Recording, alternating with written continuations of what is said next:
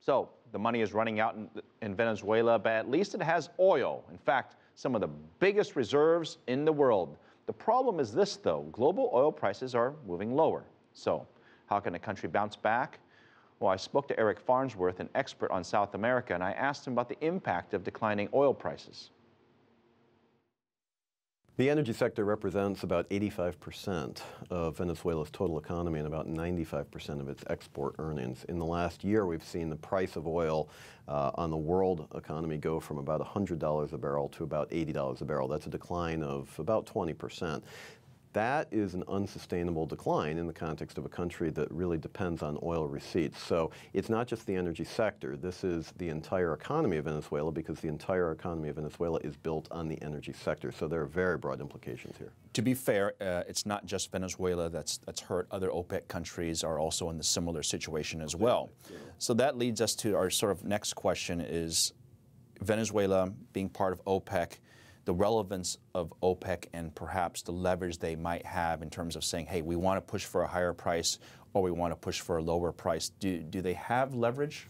Well, the economics of the global energy sector has really changed with new technology and with North America in particular opening up with the natural gas sector, particularly shale gas that the United States has opened up through new technology, fracking, hydraulic fracturing it's called, horizontal drilling, et cetera, other techniques.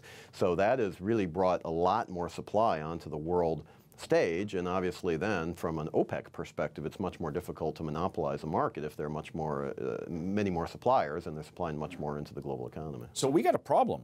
Potentially. Well, we do have a problem, right? Because Maduro's there, he's fighting inflation, he's trying to bring the economy back, he's trying to integrate it into Latin America and the rest of the world. At the same time, oil prices remain low, so he loses the leverage, as we just mentioned, in terms of negotiating any particular power that he might have over or influence over any other country.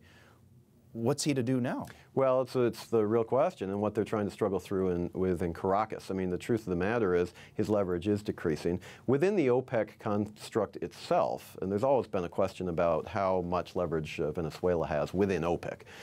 During the oil crisis of the 1970s, in fact, as other countries were embargoing oil to the United States and to Europe, Venezuela didn't. Venezuela broke the OPEC embargo, and so there is that history of independent action, and because of that, some countries in the OPEC context don't take the voice of Venezuela as seriously as they might take Saudi Arabia, for example. So you certainly have that. And also about South America as well, right?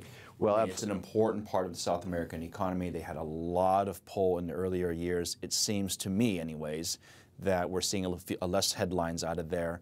And in terms of its relationship, Venezuela, with other countries in South America, how has that changed? Yeah, that's a very insightful point, because Venezuela has perfected almost the art of energy diplomacy, whether it's with the partners like Bolivia or Ecuador, which are actually energy-producing countries. More importantly, the countries of Central America and the Caribbean, which are energy poor.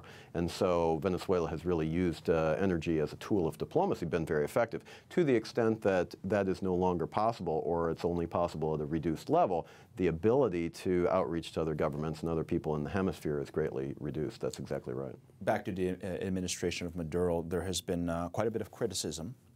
Things, very simple things like flights coming in and out of Caracas, for example. I mean, that itself has been controversial. Have we seen the end of any drastic changes, or do you think Maduro, for the time being, might take it a bit slow going into 2015 to kind of let things play out? Well, it's tough to predict what's going to happen because fundamentally the situation is unpredictable. The economic growth for this year is predicted at about 1%. Next year it's not going to be much better.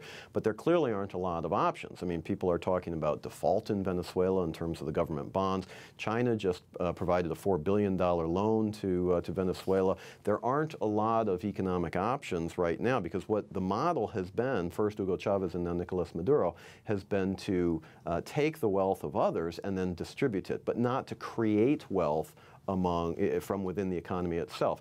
What Venezuela is not doing is creating wealth domestically, and that's what they're going to have to find a way to do.